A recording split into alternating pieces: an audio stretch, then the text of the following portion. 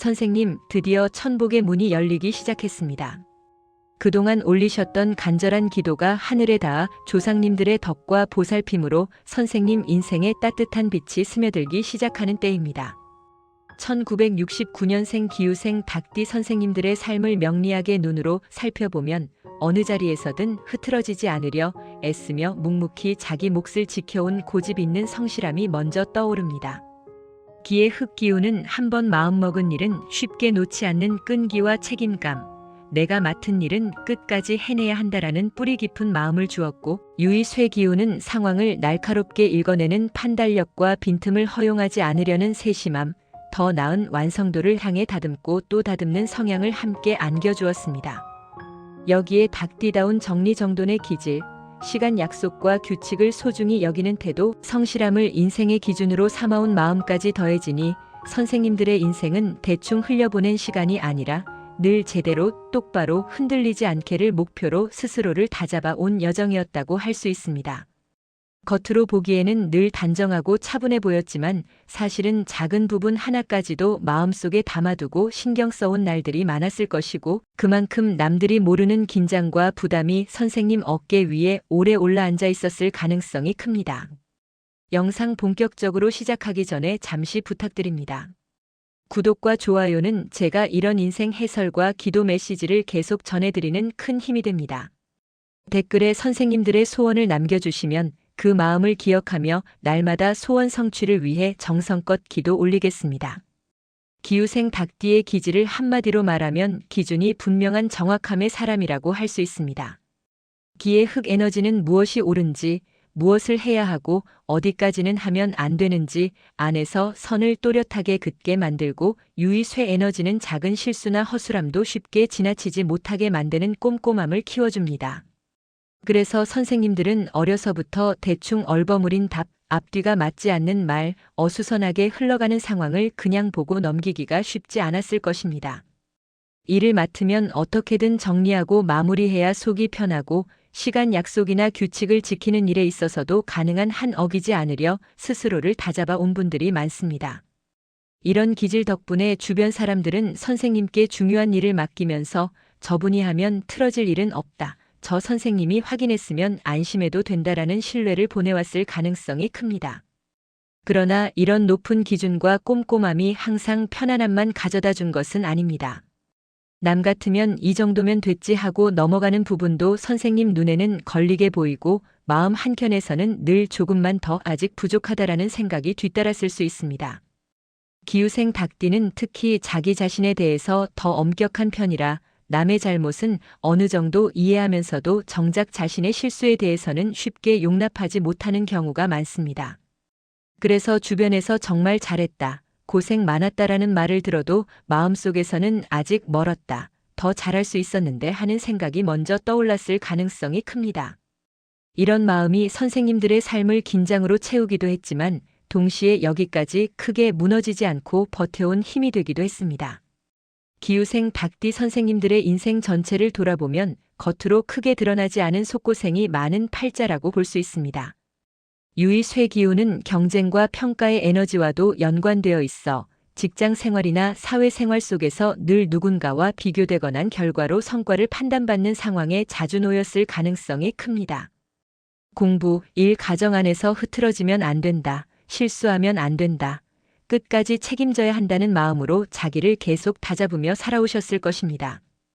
닭띠 기운 특성상 말이 솔직하고 직설적인 편이라 진심으로 걱정해서 한 말인데도 상대에게는 차갑게 들리거나 상처가 되었던 기억도 있을 수 있습니다. 그런 경험을 지나오면서 다음부터는 말을 좀 더 부드럽게 해야겠다라고 여러 번 스스로를 다독이고 표현을 조절하려고 애써왔을 가능성이 큽니다.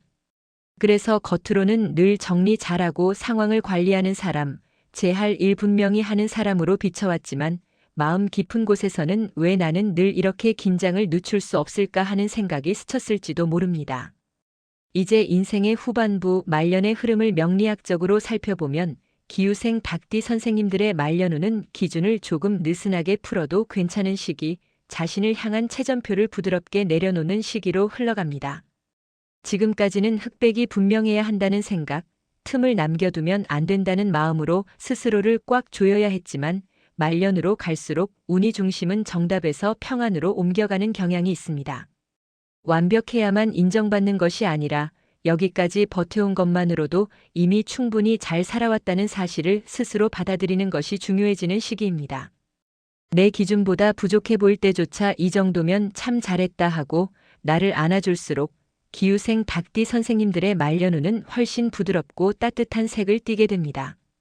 재물운의 흐름을 보면 기후생 닭띠는 기본적으로 돈과 살림을 관리하는 감각이 좋은 구조입니다. 유의 쇠 에너지는 재산과 가치, 손익계산과 깊이 연관되어 있고 기의 흙 에너지는 현실을 바탕으로 유지하고 지키려는 힘을 줍니다.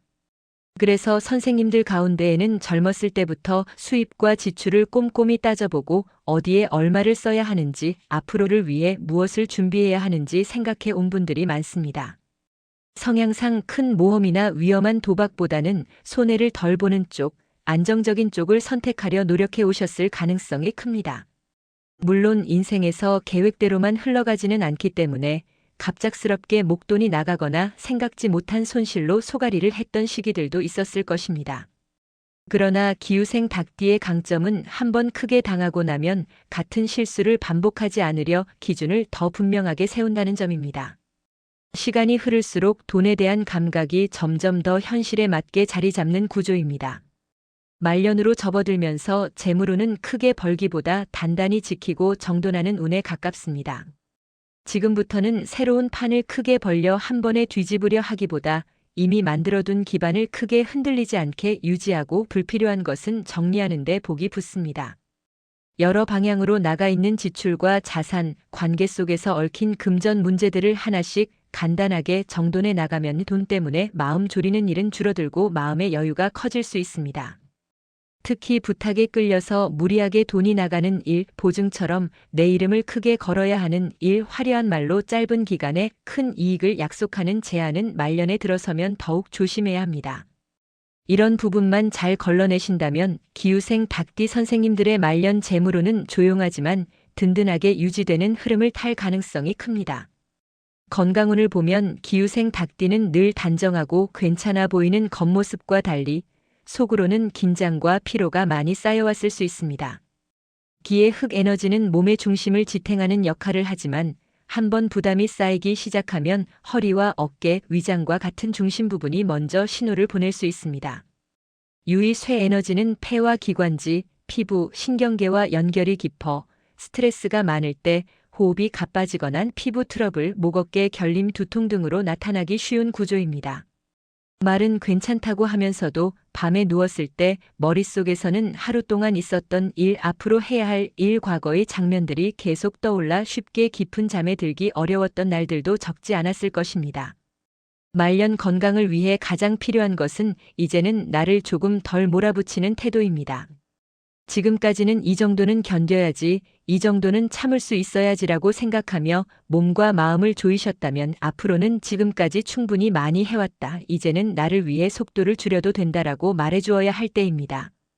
규칙적인 생활 리듬을 유지하고 소화에 무리가 덜 가는 음식을 골라 먹고 하루에 잠깐이라도 몸을 풀어주는 가벼운 걷기와 스트레칭만 꾸준히 해도 기후생 닭띠의 기본 체력은 생각보다 잘 버텨줍니다.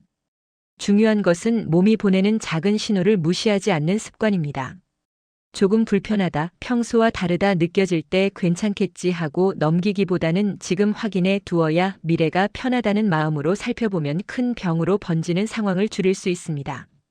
내 몸을 원망하기보다 지금까지 나를 위해 쉬지 않고 움직여준 존재라고 생각하고 고맙게 돌봐주면 회복의 흐름도 훨씬 부드럽게 이어집니다. 귀인운을 보면 기후생 닭띠 선생님들의 말년에는 사람으로부터 받는 도움과 정서적인 지지가 점점 더해지는 흐름이 보입니다. 평생 내가 맡은 일은 정확하게 해내야 한다는 마음으로 자신을 다잡으며 살아오셨기에 주변에서도 선생님을 향해 신뢰를 쌓아온 사람들이 있습니다. 가족과 친척, 오래된 친구, 함께 일했던 동료, 가까운 이웃들 중에는 저분 말이라면 믿을 수 있다. 저 선생님이 했다면 안심해도 된다라고 느껴온 인연들이 분명히 있습니다. 젊었을 때는 이런 신뢰가 오히려 부담이 되어 실수하면 안 된다는 압박으로 다가왔을 수 있지만 말년에 들어서는 이 신뢰가 도움의 손길로 돌아오는 상황이 늘어날 수 있습니다. 가장 큰 귀인은 역시 가족 안에서 나타납니다. 자녀나 손주, 배우자, 형제자매들 가운데 누군가는 선생님의 말년에 든든한 동반자가 되어줄 것입니다. 경제적인 부분을 함께 상의해주고 건강 상태를 살펴주고 복잡한 행정 처리나 전자기기 사용을 도와주며 선생님이 놓치기 쉬운 부분을 함께 챙겨주는 이들이 바로 말년의 귀인입니다.